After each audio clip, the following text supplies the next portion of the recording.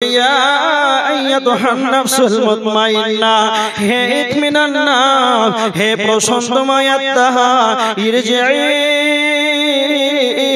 ফিরে চলো ইলা রাব্বিকি, তুমি তোমার রবের নিকটে ফিরে চলো।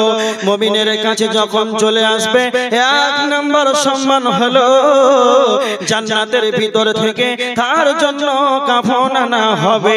দ্বিতীয়ত মুমিনকে জানো তাকে সম্বর্ধনা জানানো হবে, মুমিনকে জানো তার সুসংবাদটা যখন মুমিনকে দিয়ে দেওয়া হবে। তৃতীয় নম্বর, মুমিনের যখন আত্মাটি বের করা হবে রে, তখন একটা মশকের ভিতরে, একটা বোতলের ভিতরে যেমন ফুল পরিমাণ পানি থাকে, ওই ফুল পরিমাণ পানি যদি হালকা কাত করে দেওয়া হয়, হাড় হাড় করে তাড়াতাড়ি গুলো যেমন করে পানিগুলো বেরিয়ে যায়, তো ঈমানদারের যখন জানটাকে বের করবে, তখন তাড়াতাড়ি করে মুমিনের আত্মাটা তাড়াতাড়ি করে যেন বেরিয়ে যাবে।